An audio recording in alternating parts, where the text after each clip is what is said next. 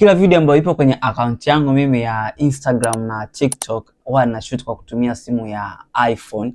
Ni iPhone series za 13. Natumiaga 13 Plain, 13 Pro au 13 Pro Max, kwa maana ya kwamba ndio simu ambayo nimeielewa sana kwenye issue za kushoot. Na unavyoona hapa nina shoot kwa kutumia 13 Pro, na edit pia natumia hiyo simu. Situmiagi computer, simpagi editor, natufanyanga kila kitu mimi mwenyewe. Na kama unavyoona nakuwa niko vizuri kabisa, ni qualities inakuwa ni kubwa sana.